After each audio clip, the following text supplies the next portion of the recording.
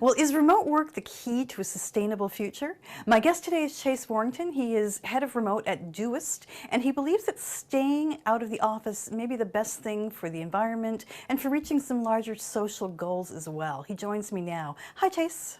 Hey, how's it going? Great to be here. Well, it's great to have you here. I have a lot of questions because this is a really interesting topic, but I always like to start by asking my guests about their own backgrounds, how they ended up doing what they're doing and, what it is about their work that they really like. Sure, happy to. So I'm the head of remote at a company called Doist. We're a fully distributed or remote first team, to use another phrase, of about 100 people in 35 different countries, and we've been fully remote for about 15 years now. So we've been at this for a little while, and it's sort of core to our DNA, which is really exciting for me because I've always been very motivated by the idea of remote work. I've only worked remotely my entire career, which goes back to about 13 years. And I've just always felt like the confines of the office would hold us back in some ways. Like we should have location independence. We have the technology that can help us achieve that. And when I was in my younger years, that was because I wanted freedom and I wanted to be able to travel and such. And as I've grown up a little bit, I've started to look at some of the other benefits of remote work. And this is something that caught my eye as I started to become more interested in sustainability, was that remote work can actually have a really profound impact on the future of our planet. And so that is something that's become sort of a side project, something that really interests me and is sort of connected to my work. But really is just what gets me going is making remote work at scale. Okay, I want to get into all of that, but I just want to pick up on something. You've worked as a remote worker your whole career and you've liked it, which is interesting because I hear a lot of younger workers say, you know what, this is not cool. I want to be with my colleagues. I need the mentoring. You never found that. Yeah, it's interesting. I do understand that, and I think there's a difference between doing remote and doing it well. And the companies that are doing it well, I've been fortunate to have the experience working with them. It's not to say that it's perfect. It's everything comes with its trade-offs. But for me, it's been a positive experience. Yes. Okay, that's interesting. Well, let's go back to the sustainability and the remote work. When you say sustainability, what are we talking about? So what I focused on in this piece that brought us together here is the sustainability goals set out by the United Nations. And so I think when people think about sustainability, they often tend to think about the environment, right? And the first word Yeah. that comes to your mind is something related to climate change or something like that. And that was my viewpoint as well. But when you really dive into sustainability and specifically looking at the sustainability goals set out by the UN, they actually break them out into three different tiers. One, the biosphere, which is what we generally tend to think of, the economy, and society. And really what sustainability is looking at is the overall well-being of our planet. So it's not just the environment.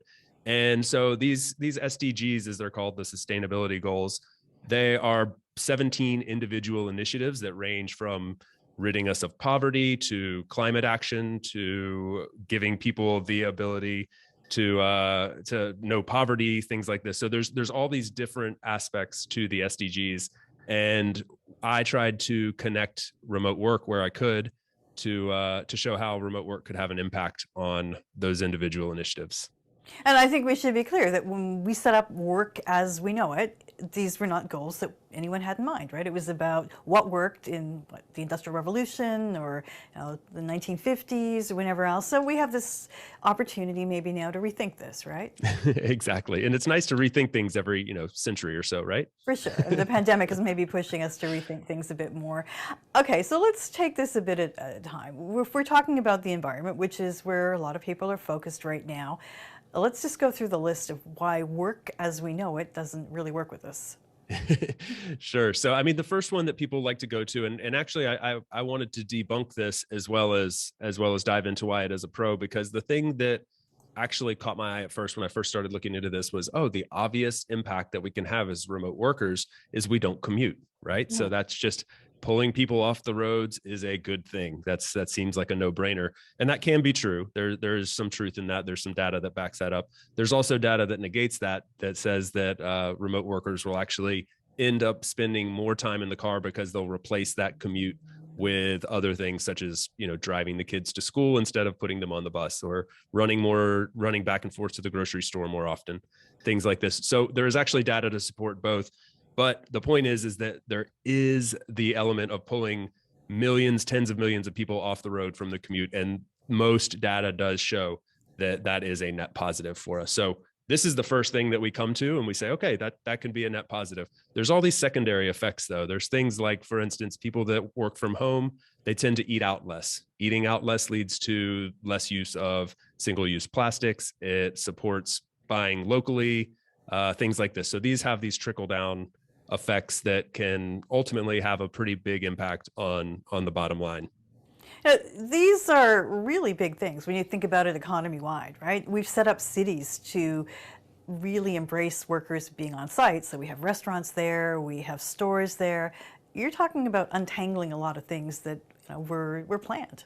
Yeah, yeah, it's true. I mean, and these are, and to be clear, it's not necessarily me pushing people to say remote is the only way, or this is the only way we can get there. I really think that for us to get to the UN sustainability goals, we all kind of have to pitch in our 1%, right? So it's not these sweeping changes, but it's more these little things that we can do, these little levers that can be pulled that can contribute our 1% to making the world a better place from all these different angles. What about business travel? I mean, this is something that went away with the pandemic, and I notice it's coming back pretty strongly right now. Where do you think, should we be actively trying to not do that, or what's the solution here? Yeah, business travel is going to peak right now, I think, because you're going to have a lot of teams that haven't been able to see each other, clients that haven't been able to see each other in a long time in those relationships, and now they're getting back together. On our team, for instance, generally we get together 1 to 2 times a year. We bring people in from 35 different countries to one place, and we're trying to force that to happen very quickly and doing lots of that now that we can finally do it again. But actually, I see a lot of data that shows that overall business travel will probably dip in the long term by about 20%. So, there's different data points to back up different facts, but I'm seeing information out there that shows us that long term, people like us that used to maybe go meet with a client or fly across the country to have a 1 or 2 day meeting are going to do those kind of things virtually. So that could actually have up to a 20% impact on the emissions created by business travel, which is massive. When we look at the overall emissions in a day to day, it's absolutely massive. I mean, this may be a little bit outside of where your expertise is, but you did talk about the human interaction and bringing your team together. There was a really interesting piece in the New York Times a couple of days ago, you might have seen it, about the loneliness epidemic. And for a lot of people, going to work is where they had a human connection. Yeah. Is there a way, I don't say a way around it, but what's the next wave of this? If we're not going to get together, if we're not going to commute and work in one place, how's society going to change? Yeah, I always say, on a bit of a micro level, from a organizational standpoint, remote teams have to be very, very intentional if they're going to work at a high level, and especially if they're going to work at scale.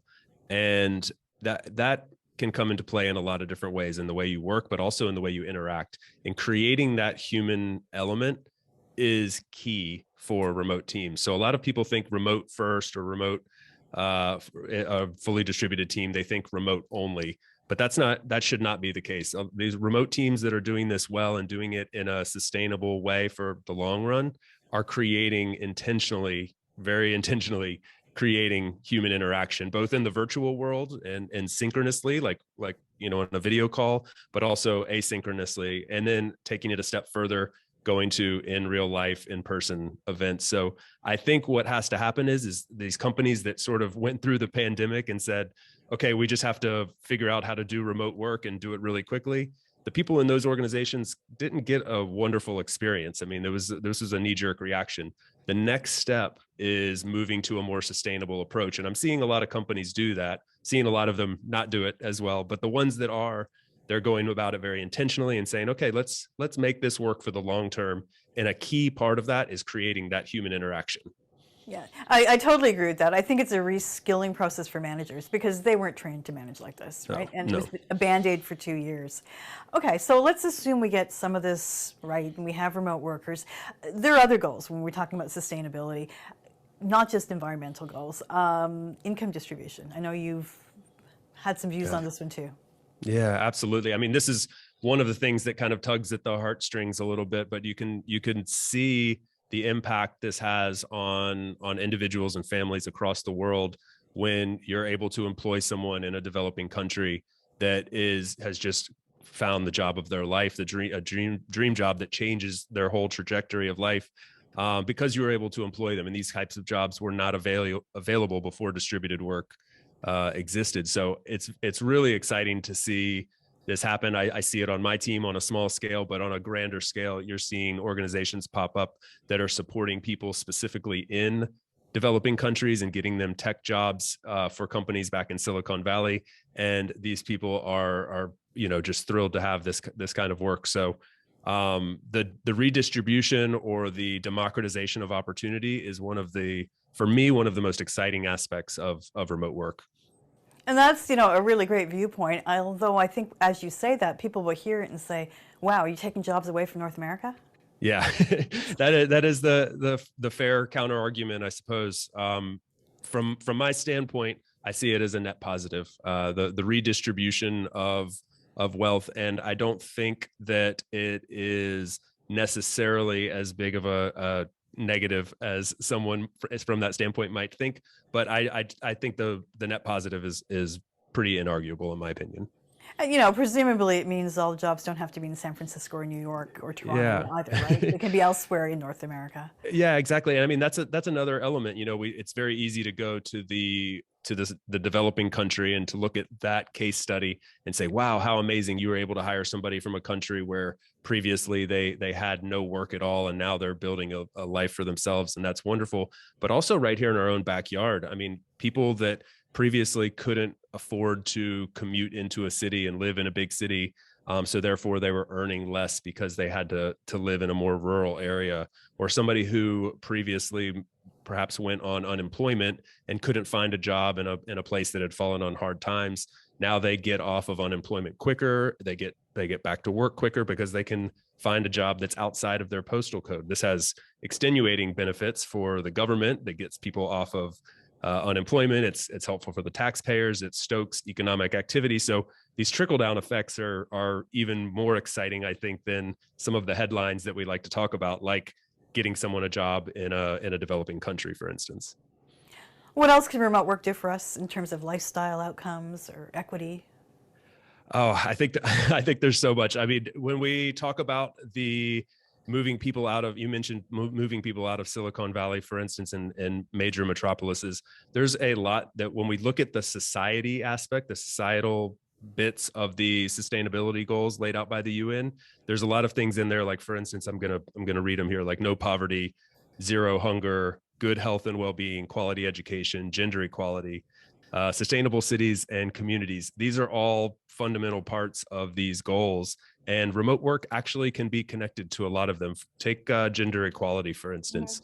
There's actually a lot of data that shows that remote organizations hire and pay females much better than the national average. For instance, only 3% less compared to 20 to 25% less in your traditional S&P 500. So there are things like this where if we want to have the sustainable future that we're looking for alongside these SDGs, we need remote work to help get us there. There's a lot of reasons for this, but it's one of those things that you don't think about when you first start thinking about sustainability.